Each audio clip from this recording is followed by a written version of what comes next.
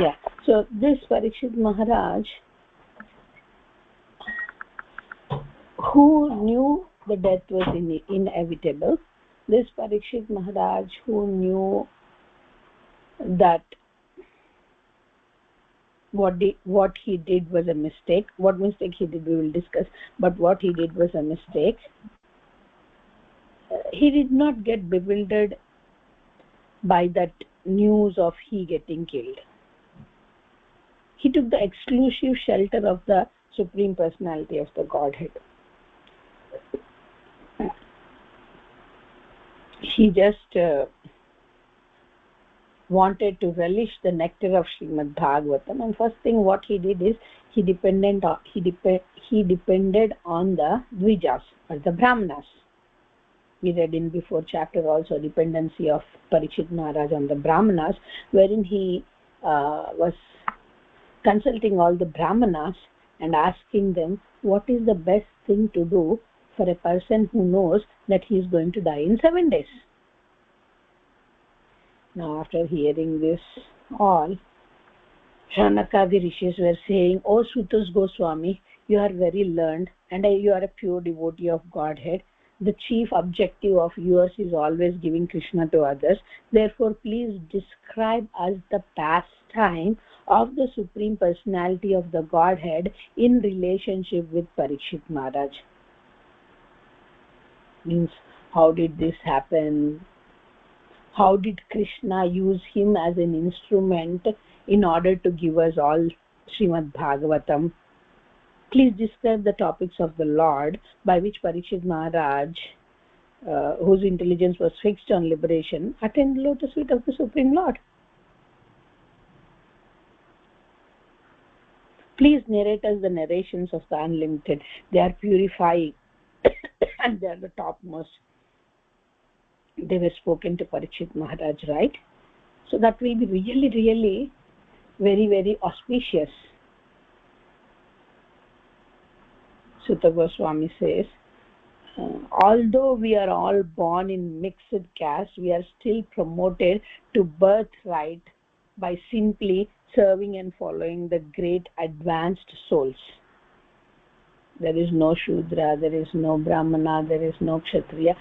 Chaitanya Mahaprabhu says, Naham Vipro, Nacha Narapatir, Napi Vaishyo, Na Shudro. I'm not a Brahmana, I'm not a Kshatriya, I'm not a Shudra. I'm just a servant of the servant of the servant of the devotee of the Lord.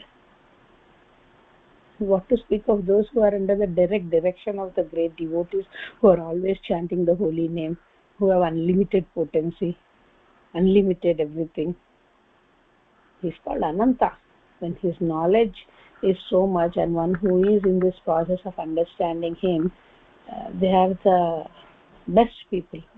They are the best people. What knowledge we have in the material world. Everything is limited. Everything is perishable. Everything is constantly changing. Yesterday there was some information which was seemingly very, very, very important, and after tomorrow that will be not there anymore. Nothing is permanent. We did not do our prayers, Mataji. We just started. So let's focus on the prayers. I forgot. I'm sorry. Namo Vishnu Padaya Krishna Vreshthaya Bhutale Srimate Rumapade Swami Niti Namine. Namo Vishnu Padaya Krishna Vreshthaya Bhutale Srimate Bhakti Vedanta Swami Niti Namine. Namaste Saraswati Deve Gauravani Pacharine Nirvishesha Shunyavadi Paschatya Deshatarine. Jaya Shri Krishna Chaitanya Prabhu Nityananda Shri Advaita Gadadhara Shivasadi Gauravakunda. Hare Krishna Krishna Krishna Hare Hare Hare Rama Rama Rama Hare Hare. So we all know that nobody is equal to Krishna. No one's knowledge is equal to Krishna.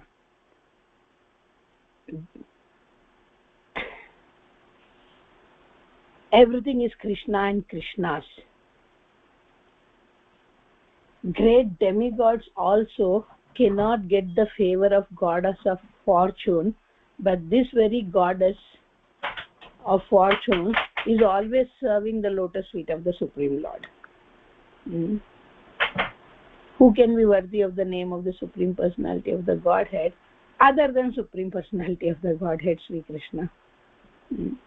Brahmaji collected the water coming from the nails of his feet in order to award to Lord Shiva as a worshipful welcome, like from the lotus feet of Supreme Personality of the Godhead. The water which came, he offered it to Lord Shiva. This very water is becoming what? Ganges, Jata, Juta. It comes, it and then it flows into the whole universe, purifying not only the whole universe but Lord Shiva also. Self-controlled person who are attached to Sri Krishna can all give up the worldly material attachment immediately, Mataji. Immediately. Only the thing what we need to have is the attachment towards Supreme Personality Godhead. Once we have that attachment, we can easily give up these all material things. How many of our lifetimes conditioning is there also, it doesn't matter. You can attain the highest perfection of the renounced order of life. It is possible. He may be Grihastha, he may be Vanaprastha, he may be Brahmachari, he may be Sannyasi. It doesn't matter at all. Surrenderance is important. Knowing that Krishna is the Supreme Personality of the Godhead is important. Knowing that we are part and parcel of Krishna is important. Knowing that we have rebelled against Krishna and came back is important. Knowing that we made a big mistake and Krishna is giving us n number of opportunities wherein we can get back to him is important. Sutta Goswami says, "O dear rishis, who are the powerfully pure as sun, I shall try to describe to you the transcendental pastimes of Lord Vishnu as far as my knowledge is concerned. As the birds fly in the sky in their capacity, so do the learned devotees describe about their realizations as it allows." Means it's an analogy to say that Krishna is unlimited. We knew something because of the mercy of the Acharyas. Today only I heard from my Siksha Guru, Mataji, Nitya Navina Mataji, Shabda Ghosha. We are more into understanding the things through Shabda Praman, means through the sound vibration. We are not like sadhakas wherein we try to do austerities to really feel the realization of seeing God or something directly with God. But we are sadhaka siddhas or we are kripa siddhas wherein we are trying to practice bhakti through the mercy of the sound vibrations from the realized souls. So all the sages are depending on the knowledge of Shuta Goswami, who has heard from Shukadeva Goswami about the Supreme Personality of the Godhead and the relationship of Supreme Personality of the Godhead with his devotees. That is the utmost beneficial thing what one can do, is knowing and hearing about the Supreme Personality of the Godhead. Parikshit Maharaj knows he has 7 days. Who knows how many days we have? Night we sleep, morning we don't know what happens. So that's how after understanding between the Shaunakadi Rishis and Sutta Goswami, the narration of Parikshit Maharaj story begins. Now it's a story, Mataji. Now it starts story.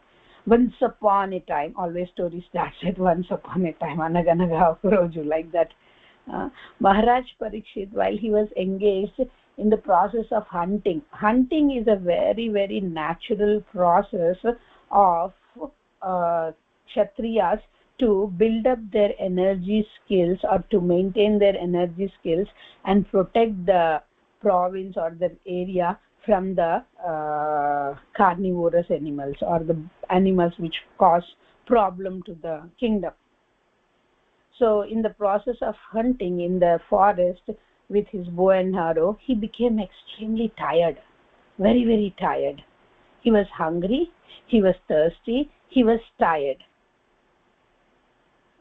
While searching for some water reservoir, he is looking for water everywhere because he is thirsty, he entered into a ashram or a hermitage of a very, very well-known sage whose name is Shamika Rishi. Shamika Rishi. S-A-M-I-K-A. Shamika Rishi.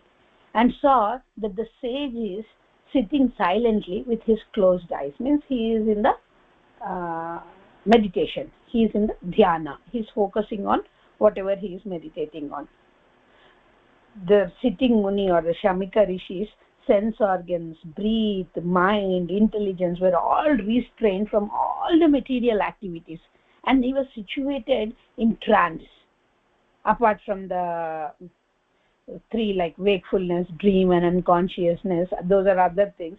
But main thing is he is like dhyanam antar kada, samadhi, dhyanam, something like that. He is situated in samadhi, having achieved like the best position what the sadhus will do, what the munis will do. He was doing that.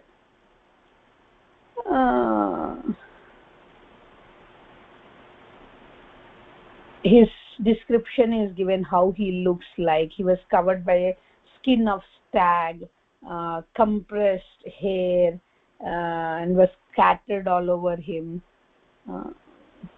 And what is the thing happening with our Parikshit Maharaj is his platter was getting dry. His mouth was getting dried up. His tongue was getting dried up. So he went and asked the king in a kingly voice. He asked, I need water. First of all, the king was not at all received with any formal welcome or anything, or been offered a place, or been given by automatically water or the sweet addressing or anything like that. Instead, this Muni did not get disturbed from his dhyana. This Muni did not hear at all. Parikshit Maharaj is thinking that the Muni heard his voice, but still he is ignoring in his dhyana. But this Muni did not even hear. He is like detached from the material sound system. He cannot when he is in samadhi. And automatically the king, it's not the nature of Parikshit Maharaj at all to get angry on somebody or to disturb a sage who is in samadhi. But this is all a play. This is all a drama. The director is Krishna. O Brahmanas, the circumstance having distressed him. Sutta Goswami is telling to the Shaunakadi Rishis, O Brahmanas, the circumstances having distressed him with extreme hunger and thirst, the king directed towards the stage his anger and envy, which he has never done before towards any Brahmana. It's not his nature. But it was just a whole thing like any reasons, whatever you give, he cannot see Brahmanas being in any way tortured by anything. How can he insult a Brahmana?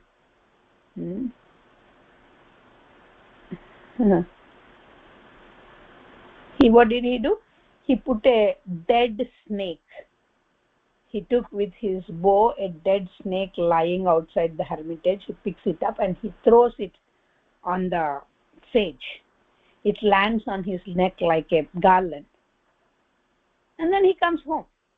Upon returning home, he began to contemplate and argue within himself whether the sage had actually been in meditation with senses concentrated, eyes closed, or whether he had just been faking trance just to avoid receiving the Kshatriya. He was acting, or he started thinking again. Okay, by the time he was thinking what is happening with the sage story is sage has a son. Sage had a son. Nothing about the wife described, but Shamika Rishi has a son and a group of followers or disciples who were learning from him many things. So that son's name is Shringi, Shringi, Shringi. That's what the chapter name says, that was cursed by a Brahmana boy. Was not cursed by the Brahmana, but was cursed by the Brahmana boy, and that boy's name is Shringi, who is the son of the Shamika Rishi. While he was playing with all his inexperienced boys, he heard his father's distress, which was occasioned by the king. Then there is a boy who spoke as follows, and then and there the son of Shamika Rishi spoke like this. Means he did not see the event, he did not see his father, he did not hear anything directly, but some of his, that's why it is said that unintelligent or inexperienced friends he was there with. So association is very, very important. So though one of those inexperienced friends of him have seen Shamika Rishi or have heard about Shamika Rishi, and he started coming and saying that, oh, your great father has been completely insulted by the king of the province, that is Parikshit Maharaj. I mean, the way it was informed to him was very, very different way, wherein it intrigued the anger in the Shringi's mind. The Brahmana boy Shringi said, "Oh, just look at the sins of the rulers who, like crows and watchdogs at the door, perpetrate sin against their masters contrary to the principle governing servants." Means he said that he has to take care of all the kingdom nicely. He has to take care of the people nicely. Instead, he's coming and showing his prowess and stupidity before my father, who is greatly intelligent than him. He is the one who has to take the shelter of my father. He is the one who has to take the guidance from my father. He is the one who should worship my father. Instead, he has done this heinous act of insulting him by throwing a dead snake on him. And he got angry. Whatever the power they have to keep it up to their door, not coming out into the hermitages of the Brahmanas and trying to do this unacceptable actions in this way. Like after Krishna left the personality of the Godhead, these upstarts have flourished. These misunderstandings have come upon. During the rule of kingdom of Krishna, the purity prevailed, and nobody would have thought in this way, even if they were intrigued by the way whoever told whatever it is. I mean, Parikshit Maharaj need not have felt insulted because he is not been welcomed by the sage, or Shringi need not have or there is no need for him to get angry upon the person. He doesn't know anything about Parikshit Maharaj, or if he does also, it's Maya covered his mind. Maya did not cover Shamika Rishi's mind because it was fixed on Krishna. But Brahmana's son's mind was not fixed on Krishna. So that inauspiciousness or the reasons for making mistakes were slowly prevailing everywhere after Krishna left this material world. Son of the Rishi, his eyes red hot with anger. That's not the quality of a Brahmana. No. Kshatriyas can go into that field, but Brahmanas, it's not the quality. Touched the water. He was so told to be taking bath in the river called Kaushika. Kaushika river. In that river, while he was taking bath, he touched the river of Kaushika and discharged some very words which are like thunderbolts. He cursed the king. And here the power of Brahmanas is also shown. Misusing the powers is a very wrong thing, but there are powers to the Brahmanas is a very important thing to be noticed. That in future you will get other pastimes wherein a Brahmana tolerated bad activities of a king, and then later he had to take actions just by single mantra. That king who was creating so much of bad things in the kingdom dies in 1 minute when that Brahmana, we will speak about them, we'll speak more. So power of Brahmana, power of the knowledge of Brahmana, power of his austerities, what he does as a Brahmana.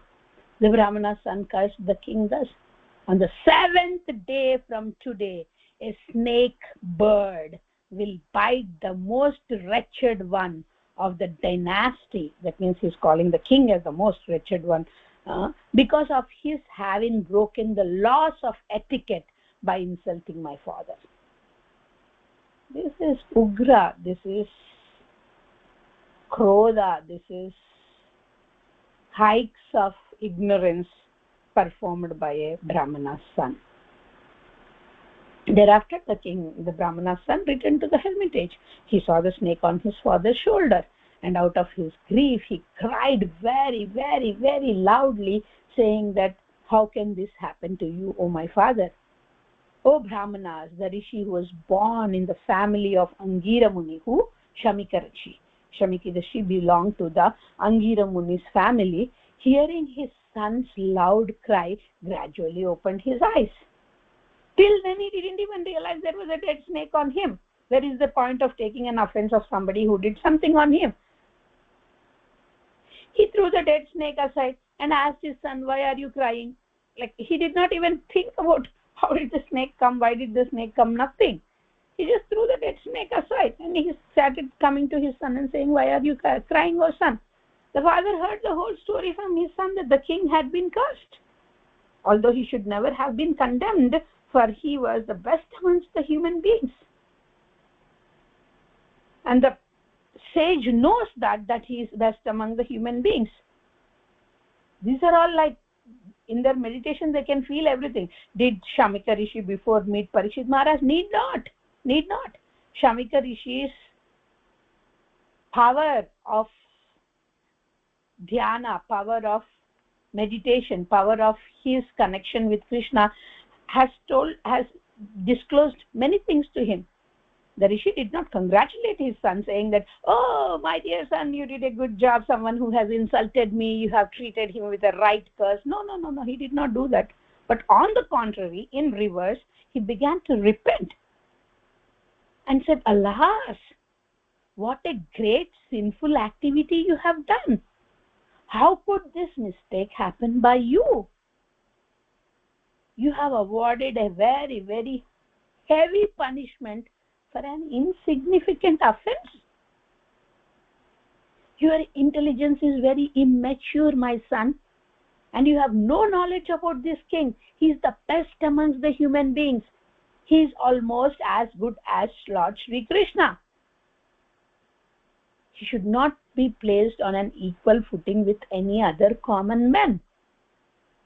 The citizens of this state live very happily in prosperity under his protection. That's only because of the goodness of the king. And he gives big Bhagavatam class to his son then and there. My dear boy, the Lord who carries the wheel of the chariot is represented by this hierarchy of the kings. He comes from a very big clan. And how can you curse him like that? He has protected the dharma. He has protected the Surabhi. All these things were revealed to already Shamika Rishi. There are no rogues and thieves in this province is only because of the piety and goodness of the king. Now you have cursed. After he getting killed, everything will be inauspicious. People will be killed, people will be injured, animals, women, everybody will be stolen. And for all that inauspiciousness, you will be responsible. They will all fall from the qualitative engagements of Varna and Ashrama Dharma. And as a result, there will be a lot of unwanted population. This clicks us to Varna Sankara in Bhagavad Gita. What Arjuna says, that if at all I kill all the men, women will take long shelters and all those stories. That whole series. Parikshit Maharaj is very pious king. He is highly celebrated as the first class devotee of the Supreme Personality of the Godhead. He is the saint amongst the royalty. He says that he is like me, he is like you. He is a saint amongst the kings. And he has performed many Ashwamedha yagas. When such a king is tired and fatigued, being stricken with the hunger and thirst, he does not at all deserve to be cursed for this act what he has done. Then the Rishi prayed to the all-pervading personality of the Godhead to pardon his immatured son, who had no intelligence and who had committed great sin of cursing a person who was completely free of all kinds of sins, who was always protected by the Supreme Personality of the Godhead's mercy. The devotees of the Lord are so forbearing, Mataji, that even though they are defamed, even though they are cheated, even though they are cursed, even though they are disturbed, even though they are neglected, or even if they are killed, they are never inclined to avenge themselves. There is some reason behind this situation for me. Because I am not playing a two pocket game here. I am always doing a one pocket game, that is everything sarvam krishnarpamanamastu. So whatever happens in my life obviously is sanctioned by Krishna, obviously sanctioned by the Supreme Lord. So there is something for me to learn from this, or I should be happy to become an instrument in Krishna's plan. That is the way Parikshit Maharaj took this all thing. Hold on one second. Okay. So the sage thus regretted the sin committed by his own son. He did not take the insult paid by the king very seriously. Generally, these all transcendentalists, even they are engaged by others in this dualities, good, bad, happy, sorrow, those kind of dualities in the material world. They are not distressed at all. This is called tam sthiti shashva bharata, staying stable in all conditions. Nor do they take any pleasure in the worldly things, for they are transcendentally engaged. How we have to connect to this particular topic of this whole series of curves, whole series of three concepts are there. One is, definitely there is something because of which Parikshit Maharaj behaved like that. It's not just hunger and thirst. Definitely there is something. And when that something comes, how do you respond is you surrender. He was acting on the spell of Yoga Maya. He was acting so because Kali was sitting on his head. He had a big golden crown and the Kali was sitting on that crown. And he was making him act like that. Will a great emperor like Parikshit Maharaj affected by the Kali? $1 million question. Yes, because it is sanctioned by Krishna. And what did Parikshit Maharaj do? He accepted the curse so nicely. He was never agitated either on the Rishi or on the Rishi's son. He instead virtually bore down to both of them, one to the Rishi asking for the forgiveness and one to the Rishi's son for giving him the best punishment in the world of dying within 7 days. He acknowledged what happened. He got the message. I think in the later chapters you'll see either Rishi's son himself comes and tells about it, or he gets realization that this is what is going to happen with him. So it's from the Parikshit Maharaj perspective, he was acting wonderfully, surrendering himself to the sanction and will of Supreme Lord. It's Lord's will, it's Almighty's will, according to the will of the Lord, we say, right? Those all things were with Parikshit Maharaj. Shamika Rishi, he is so well situated in his connection with the Supreme Lord that neither he was disturbed when he was in dhyana. That shows that how deeply he was connected in his samadhi or dhyana with Supreme Personality of the Godhead, nor after he getting out of his samadhi position also felt anything wrong about the dead snake on his neck.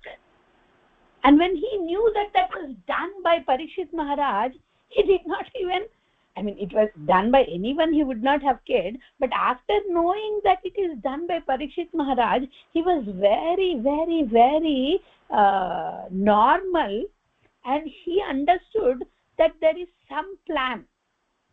The king wouldn't have done like that. King is not a person who would done that.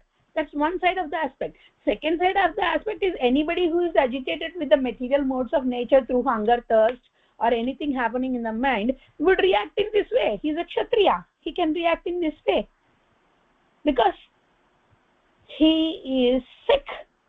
When he is sick in the sense he is sick because of the impact of Kali on him, or because of the impact of the three modes of material nature of him, or because he is impacted by the things like heat, cold, hunger, pain, thirst, all these things. We are material human beings. Parikshit Maharaj was a material human being. He was not a spiritual being. So obvious that he would have got affected by them. So in either way, even Shamika Rishi was considering this as a sanctioned series of actions happened with the mercy of Krishna. But he did not just sit like that saying that, okay, Krishna decided, so it happened. Oh, let's enjoy sun. It's okay. Go and take bath again. No, he explained it to his son, the importance of soul surrendered to Krishna, the importance of Parikshit Maharaj, the importance of the clan of Parikshit Maharaj, the importance of Parikshit Maharaj ruling in the province. Everything was explained by Shamika Rishi. And he offered prayers to Krishna saying that please forgive his immatured son, immatured Brahmana.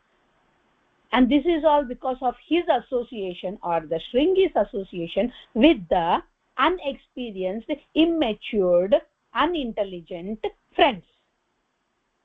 So here we are learning that association is very, very important. What kind of association we take, how we deal with each other. Yes, it's not that we cut off our relationships. If Krishna will, it will be cut off with non-devotees. But we need not do that also. We can go associate, show our gratitude towards them, whatever the role they are playing in our life, show our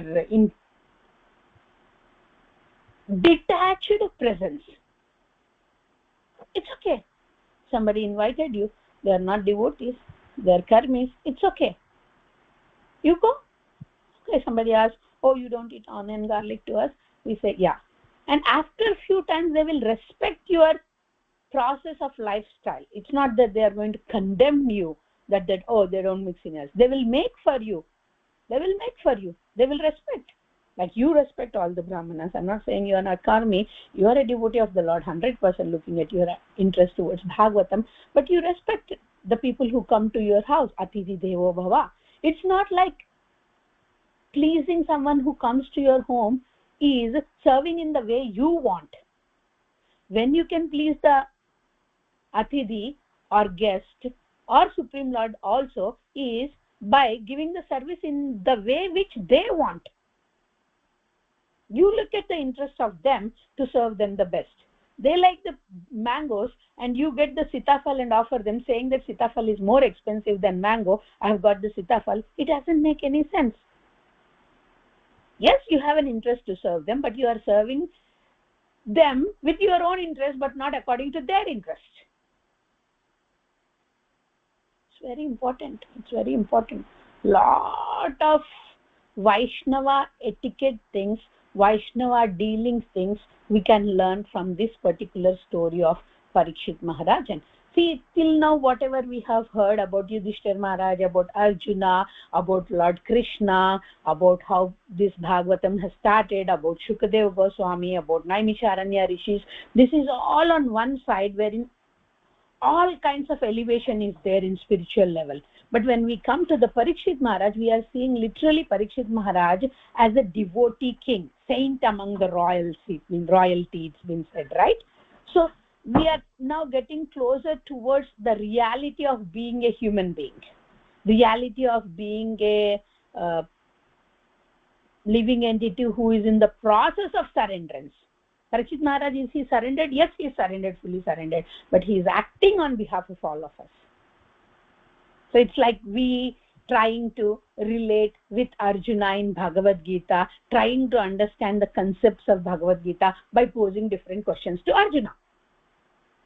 If we have to understand about Arjuna, the only way what we can perfect understanding is that Arjuna is eternal associate of Krishna. That's it, period. But how he has surrendered to the will of Krishna, how he has acted on the will of Krishna, how he became an instrument in the will of Krishna, or in the process of giving to others Krishna consciousness, is that what we have to learn. That is the real surrendered soul's job. Very important chapter, Mataji. Yeah, we came to an end of this chapter, Mataji. Our guess is right, till 4:40 I said I will finish, and we could finish. So we will go to chapter 19th, the appearance of Shukadeva Goswami. Now the next thing is Shukadeva Goswami, right? Shukadeva Goswami has to come and tell of Bhagavatam, right? Now Parishit Maharaj will ask everybody that what should I do, and they will tell that the best thing to do is hear about Srimad Bhagavatam from Shukadeva Goswami, who is none other than the son of Vyasadeva, who is none other than the literary incarnation of Krishna, and then how Shukadeva Goswami came. That is the chapter of 19, and that concludes the first canto. So next class of ours will finish the first canto. Yes, Mataji, is that all right? Anything you want to share, Mataji?